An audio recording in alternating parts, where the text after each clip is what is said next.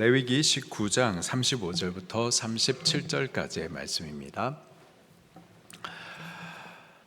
레위기 19장 35절부터 37절 말씀을 본문으로 해서요, 공평한 저울이라는 제목으로 말씀을 나누도록 하겠습니다. 레위기 1장부터 7장까지는 5가지 제사에 대해서 가르쳐 주시고요, 또 8장부터 10장까지는 그 제사를 집례할 제사장들에 대해서 가르쳐 주십니다. 그리고 11장부터 15장까지는 정결의식법에 대해서, 16장에서는 대속죄일, 그리고 17장부터 26장까지는 거룩법에 대해서 가르쳐 주십니다. 오늘 본문 19장은 거룩법에 속한 본문이에요. 거룩법에 관련한 본문 가운데에서 계속적으로 반복하여서 강조하는 문장이 있는데, 하나님이 거룩하니 너희도 거룩하라 입니다. 하나님, 우리가 예배하고 섬기는 분, 그분은 거룩하신 하나님이십니다. 마땅히 그의 백성된 우리들도 하나님 앞에 거룩해야만 하는 겁니다. 거룩은 단순히 예배의식, 제사의식만이 아니라 거룩한 삶으로 이어져야만 하는 거죠. 거룩한 삶이 무엇인지 레위기 17장부터 26장까지 아주 구체적으로 우리에게 가르쳐 주시고 계십니다.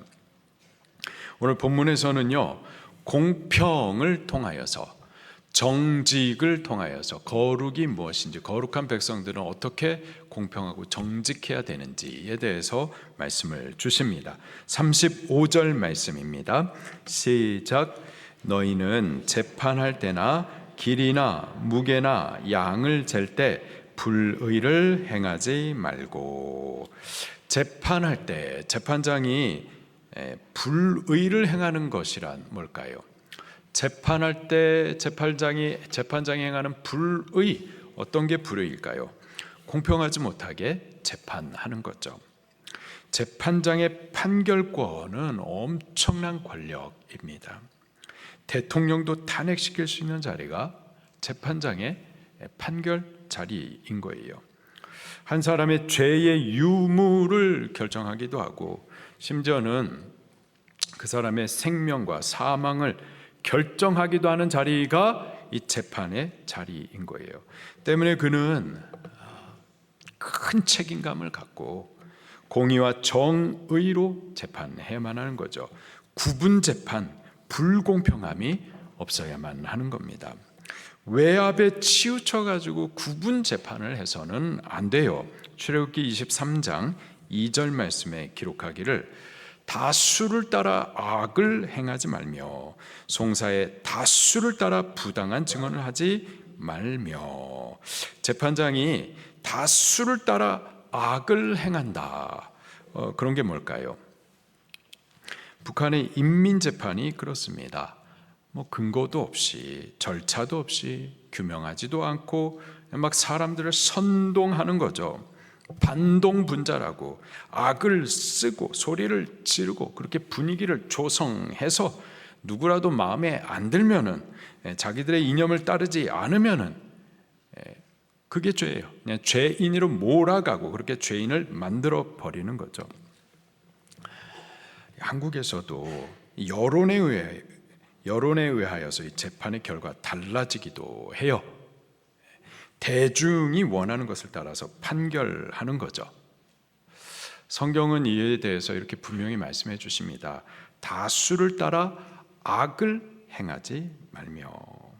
다수를 따라서 재판하는 것, 그건 악이라는 거예요. 세상의 다수는요, 악을 따릅니다. 악을 따라요. 그래서 다수 의견이 선이냐, 다수 의견이 항상 옳으냐? 아니에요. 하나님의 말씀이 옳죠. 하나님의 말씀이 진리예요. 우리는요, 하나님의 말씀을 따라야만 하는 겁니다. 12사람의 각 지파의 두령들을 뽑아가지고 가데스 바네아에서 하나님께서 주시겠다 한 그 땅 가나안을 정탐하게 했었어요.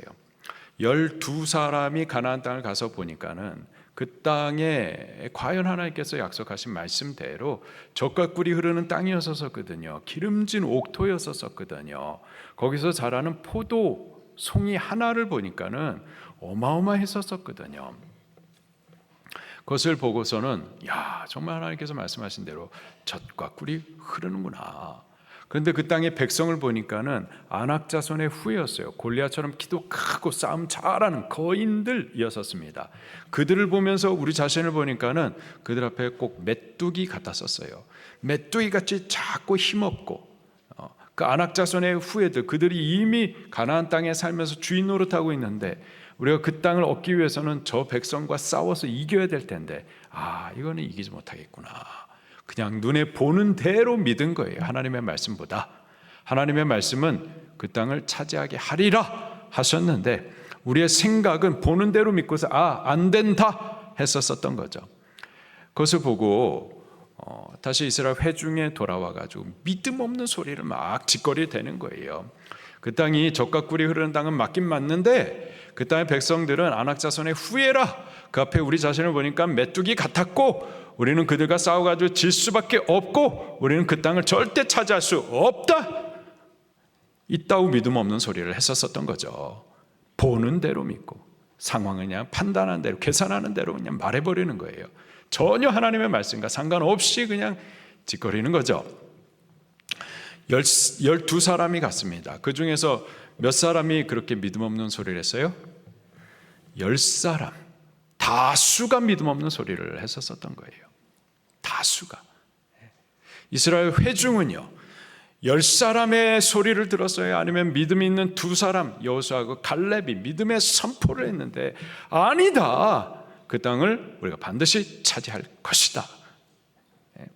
그 땅의 백성 안악 자손이지만 그 앞에 우리는 메뚜기같이 작지만 그러나 우리는 하나님이 함께 계신다. 하나님께서 약속하셨다. 약속하신 말씀대로 우리는 반드시 그 땅을 차지한다. 믿음의 선포를 했어요. 근데 이스라엘 백성들은 누구의 말을 들었나요? 믿음 있는 2사람의 말을 들었습니까? 아니면 믿음 없는 다수의 말을 들었습니까? 믿음 없는 다수의 말을 들었어요. 어떻게 됐나요? 40일 정탐했습니다. 하루를 1년 해가지고 40년 동안 땅에 들어가지 못하고 광야에서 배회하게 돼버립니다. 그들이 말한 대로 우리는 그 땅을 차지할 수 없다 한 그 말대로 그렇게 돼버리는 거예요. 절대 다수 의견이 선이라고 생각해서는 안 되는 겁니다. 하나님의 말씀이 선인 거예요. 모든 사람들이 이렇게 말한다 하더라도 하나님의 말씀이 그게 아니면은 우리는 사람 말을 따라가는 것이 아니라 하나님 말씀 따라가야만 하는 겁니다. 원래 하나님의 말씀을 따르는 길은 좁고 협착한 길이에요. 세상을 오히려 거슬러 가야만 하는 길, 그 길이 말씀의 길입니다. 우리는 다수를 절대적인 선이라고 절대 믿어서는 안 되는 거예요. 하나님의 백성은 다수를 따라가거나 여론을 따라가서는 안 되고요. 하나님을 따르고 하나님의 말씀을 따라야만 합니다. 말씀을 따라 선악을 분별하고 말씀을 기준해서 불의와 정의를 갈라내셔야만 하는 거예요. 하나님의 백성으로서 재판장은요, 세상의 정치 권력의 압박이나 선동꾼들의 여론전, 불의한 다수의 분위기 가운데서도 하나님의 말씀을 기준 삼아 불의와 또 불의와 정의로운 자, 선인과 악인, 불법한 자와 준법한 자를 가려내고 공의롭고 공평하게 판결을 내려야만 하는 거죠. 재판장은 또한 재판할 때 사람의 외모를 보고서 또 두둔하거나 혹은 멸시해서는 안 되는 겁니다. 출애굽기 23장 3절 말씀에 보니까는 가난한 자의 송사라고 해가지고 편벽되게 두둔하지 말지니라. 출애굽기 23장 6절에 너는 가난한 자의 송사라 하여서 멸시하여 정의를 굽게 하지 말라. 레위기 19장 15절에 너희는 재판할 때 불의를 행하지 말며 가난한 자의 편에 들지 말며 세력 있는 자라고 두둔하지 말고 공의로 사람을 재판할지며. 재판관은, 특별히 하나님의 사람으로서의 재판관은 가난한 자든 부자든 그의 신분의 고하에 아무런 상관없이 재판해야만 하는 겁니다. 부자도 불의하면 형벌해야 되는 거고, 또 무죄하면은 그 무죄함을 밝혀주어야만 하는 거죠. 또 가난한 자라 하더라도 그가 불의했으면은 형벌해야만 하는 거고, 무죄하면은 정의롭게 보내주어야만 하는 겁니다. 잠언 22장 2장 말씀에 하나님은 부자의 하나님이기도 하시고 또 가난한 자의 하나님이기도 하시죠. 그리고 그 둘을 함께 살게 하십니다. 그래서 부자는요, 가난한 자를 존중하면서 돌보고, 또 가난한 자는 부자를 존중하면서 그의 재산을 또 보호해 주어야만 하는 겁니다. 그렇게 서로가 사랑의 관계로 공생하게 하는 것, 그것이 율법이고 지혜고 또 하나님의 나라의 질서인 거예요. 만약 가난한 자가 불의를 범하였으면은, 그러면 법과 원칙이 있으니 법과 원칙을 따라서 공의롭게 재판하여서 그 불의함에 대해서 형벌해야만 하는 거예요. 그가 무죄했다면은 그의 죄 없음에 대해서 밝혀줘야죠. 또 부자가 불의를 범했다 그러면은 가난한 자의 경우와 마찬가지로 법과 원칙을 따라서 공의롭게 재판하여서 형벌해주고, 그가 무죄했으면은 그의 죄 없음에 대해서 밝혀주어야만 하는 겁니다. 재판장은 그렇게 부자든 가난한 자든 그의 지위 고하에 상관없이 공의롭게 공평하게 재판해야만 하는 겁니다. 칼 마르크스라고 하는 사람이 있어요. 사탄의 기름 부음을 받은 사탄의 종이죠. 그는 인간을 두 종류, 부르주아, 프롤레타리아, 자본가, 노동자, 이런 두 종류의 계급으로 구분하고서는 한쪽은 무조건적으로 악으로, 다른 한쪽은 피해자로, 선한 자로, 그런 식으로 비약하면서 그 두 관계를 서로 적대 관계로 만들어 버려요. 노동자는 무조건적으로 피해자, 무죄. 자본가는 무조건적으로 유죄. 우리 편은 무조건 무죄. 우리 편이 아닌 자는 무조건 유죄. 이런 식의 논리가 있어요. 아주 잘못된 겁니다. 재판관에게는 우리 편이 있어서는 안 되는 거예요. 어느 쪽이든 치우쳐서는 안 되고, 공의하신 하나님 앞에서, 그리고 진리를 기준해서, 또 법과 원칙을 따라서, 또 부자든 가난하든 높은 자든 낮은 자든 그 사람의 외모에 상관없이 공의롭고 공평하게 재판을 해야만 하는 겁니다. 그게 하나님의 말씀이고 법인 거예요. 우리 교회 안에서 부르주아니, 프롤레타리아니 이런 공산주의적이고 마귀적인 용어 절대 사용하지 마십시오. 이런 마귀적인 사상, 마귀적인 이념, 그런 것들을 교회 안에 가지고 오지 마십시오. 여기는 하나님의 집이고 하나님의 말씀의 통치를 받는 곳이에요. 하나님의 말씀으로 그런 악한 사상, 이념들을 분별하고 배척해야지, 은근슬쩍 자꾸 가지고 오면 안 됩니다. 재판장이 불의를 행하는 이유는 뭘까요? 공평하지 못한 구분 재판을 하는 이유, 뇌물 때문입니다. 출애굽기 23장 8절 말씀에 너는 뇌물을 받지 말라.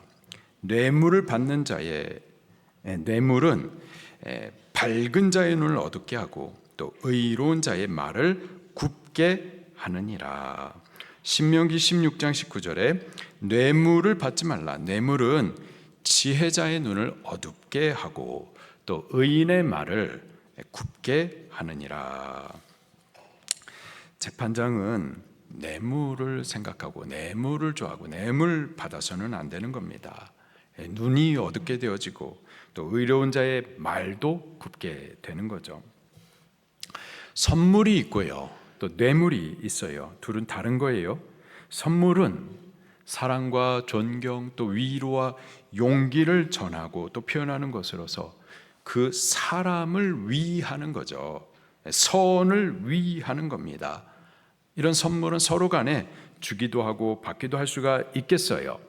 그러나 뇌물은요, 이 뇌물은 악한 거예요. 그 사람을 위하는 게 아니라 나를 위하는 거죠. 나를 위해서 어떤 불이하게 결과를 바꾸고자 하는 시도인 겁니다. 재판장은요, 이 사람의 뇌물을 절대 받아서도 안 되고 바래서도 안 되고요.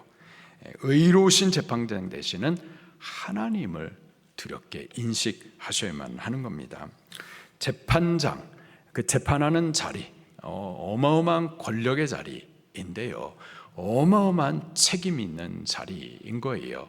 저도 그 재판의 사역을 다 마친 이후에 의의 재판장 되시는 여호와 하나님, 그분의 백보자 심판의 자리 앞에 반드시 서게 될 겁니다. 그 하나님을 두려워하면서 지금 맡겨진 그 재판의 무거운 책임을 공의롭고 공평하게 행해 가셔야만 하는 겁니다.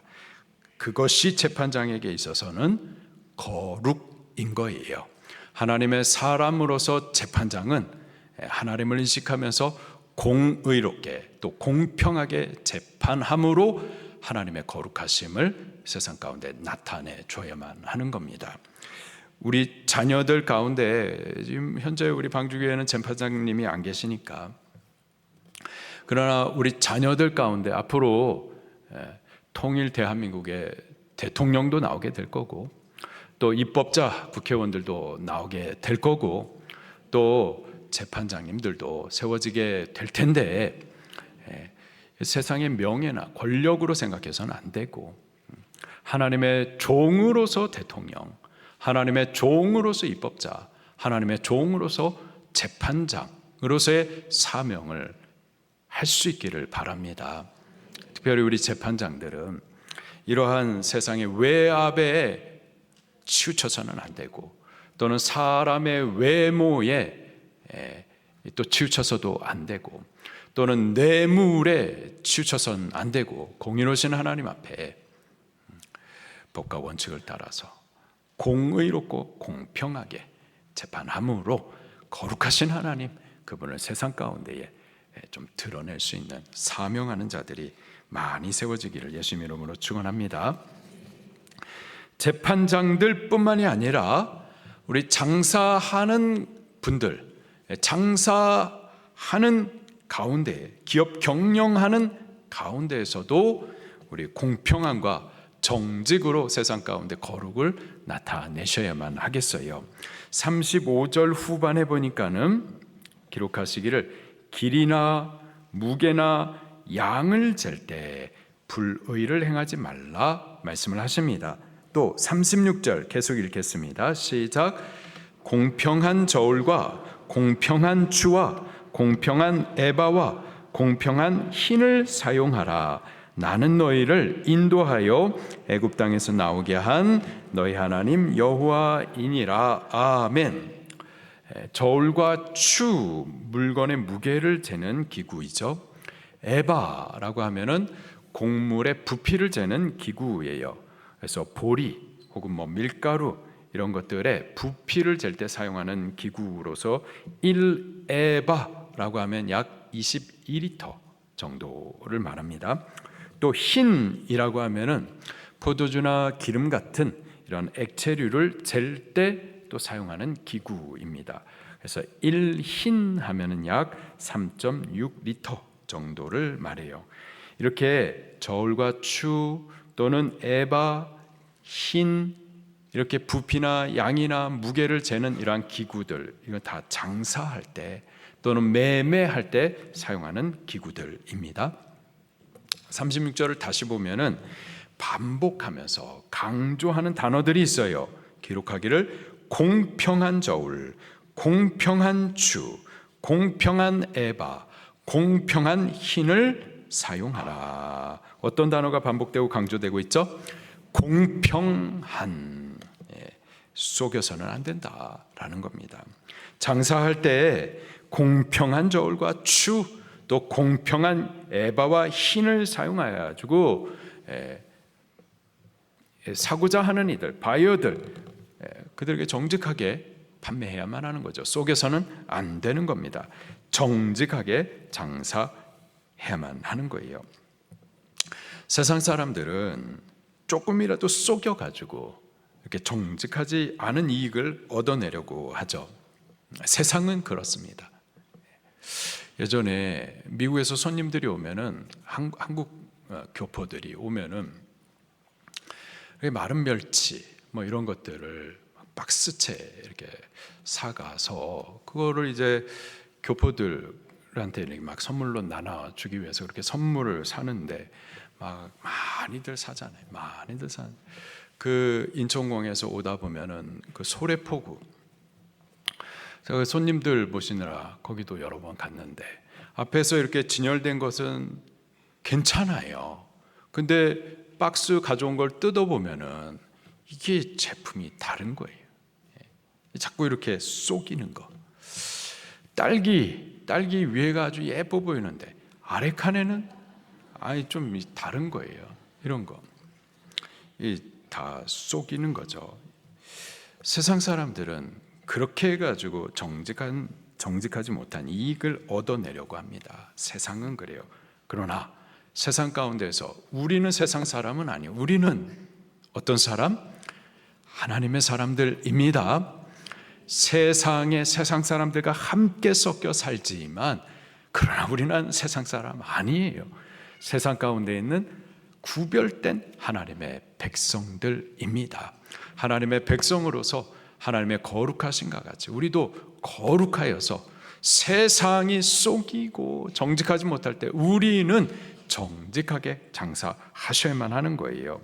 공평한 저울, 공평한 추, 공평한 에바, 공평한 흰을 사용해 가지고 속이지 말고 정직하게 일하고 장사하고 정직한 이익을 얻어내야만 하는 겁니다. 그게 거룩이에요. 정직함이 거룩인 겁니다. 기도 많이 하고, 기도 많이 하는 거 중요해요. 기도 뭐 크게 하고, 우리 교회에서 내가 목소리가 제일 크게 기도해, 뭐 좋습니다. 그러나 기도 크게 하는 것 그거 자체가 영성이 아니고요. 끝까지 기도해서 내가 제일 오래 기도해, 그것도 너무 귀해요. 그러나 그것 자체가 영성이 아니고요. 그렇게 기도 많이 해가지고 목사님 할렐루야 막 목소리가 쉬어가지고 쇳소리 나고 그게 영성이 아니고요. 정직함입니다. 정직함이 영성이에요. 하나님 앞에 정직함이 거룩인 거고 그게 레위기 율법이 우리에게 계속해서 강조하여서 가르치는 바인 겁니다. 정직하셔야 돼요. 기도 크게 하고 집에 가서도 싸움 크게 하고 여기서 기도 크게 하고 시장에 가가지고 에이 좀 더 하면서 막 뺏어내고 좀 우리 정직하십시다. 정직함이 하나님께서 우리에게 계속해서 요구하시는 법이고 하나님의 백성으로서 마땅한 영성이고 그의 거룩인 줄로 믿습니다.